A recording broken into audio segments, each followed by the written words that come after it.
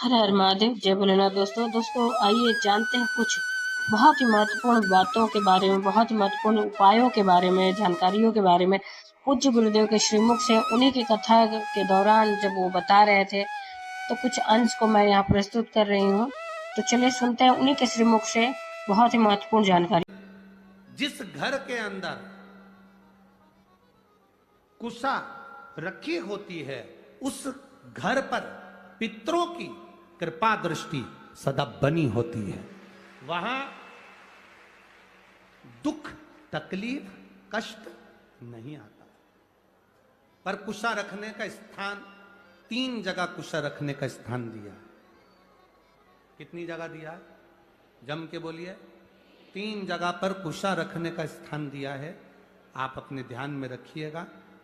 देव पितर जो शिव महापुराण की कथा चल रही है, इससे आपको सीखना है और जनमानस तक आपको ये चीजें रखना है, जिससे हमारा सनातन धर्म में ये बात मालूम पड़े कि कुशा का महत्व क्या है, कुशा कहाँ रखी जाती है और कुशा के जल से तर्पण क्यों दिया जाता है। ये बहुत समझने वाली बात है। 3 जगह पर कुशा का महत्व बताया गया कि कुशा को 3 जगह पर रखा जाए। पहला, अपने घर के दरवाजे में जहां से अपन प्रवेश करते हैं, उस प्रवेश के द्वार के प्रवेश द्वार से कुछ दूरी पर कोई फोटो लगा हो, कोई चित्रपट लगा हो, कोई जगह हो ऐसी जहां तुम कुशा को अंदर प्रवेश करते समय कुछ दूरी पर उस कुशा को आप राइट भाग की ओर रख दो। घर में प्रवेश करते हैं, उस द्वार से कुछ दूरी पर डाब, कुशा रख सकते की कथा कर रही है।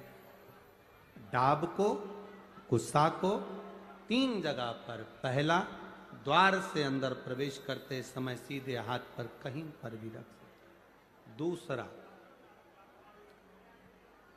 पूजन का जो स्थान हो, पूजन की जो जगह हो, वहां अगर कुशा नहीं रख सको तो कुशा का आसन जरूर रखो। अगर कुशा नहीं रख सकते तो कुशा का आसन जरूर। तीसरा, रसोई घर के अंदर जहां पर परिंडा हो, मटका हो, हंडा हो, उसके आसपास में कहीं थोड़ी भी जगह हो, एक छोटी सी भी कुशा अगर अपन ने रख रखी है तो घर में कभी भी बड़ी बीमारी प्रवेश नहीं कर सकती। एक कुशा भी अगर हमने रखी है, एक डाब भी हमने रखी है,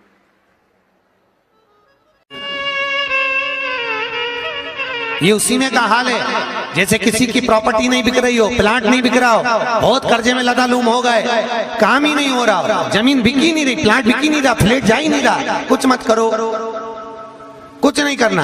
एक लाल फूल लो, वो घंटी वाला फूल देखा है, जैसोन का फूल बोलते हैं उसको, घंटी वाला। उस फूल की पत्तियां सब निकाल दो, केवल अंदर की एक डंडी लो।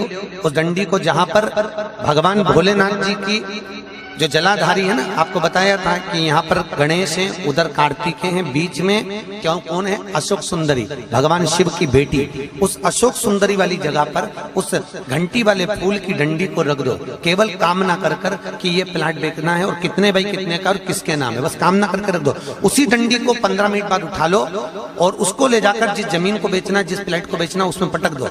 मात्र 1.5 महीने के अंदर सौदा हो जाता है, मात्र 1.5 महीने। जो वस्तु को बेच रहे,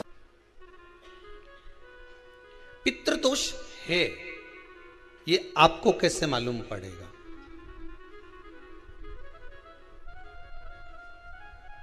पितृ भूखे हैं, इसका तो वर्णन हमने पहले कर दिया कि रात्रि को जब आप सोने के बाद में 1-1.5 घंटे बाद अगर आपकी नींद खुल जाए, 1 घंटा 1.5 घंटा आप सो लिए, उसके बाद जो नींद खुली तो 1-1.5 घंटे तक अगर आपको नींद नहीं आ रही है, रात्रि को सोने के बाद में 1 घंटे बाद जब उठे तो आपको प्यास लग गई, भूख लगने लगी, प्यास लगने लगी कि मेरे को पानी पीना पड़ेगा, घबराहट हो रही, पानी पीना पड़ेगा, 1-1.5 घंटे सोने के बाद अचानक नींद खुले और आपको प्यास लगे, समझ लेना आपके पितृ भूखे हैं और प्यास है।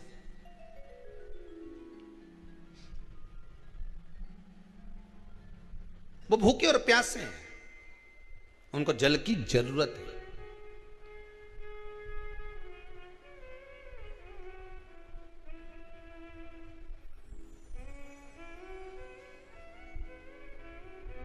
किसी भी नदी में, सरोवर में, कुंड में, बावड़ी में, तालाब में, आप तीर्थ में जाकर जब स्नान करते हैं तो स्नान करने के बाद एक काम का नियम बना लो कि अपने हाथ की अंजलि में जल लेकर अपने पूर्वजों को देना है। प्यासे रहते हैं, भाग मांगते हैं।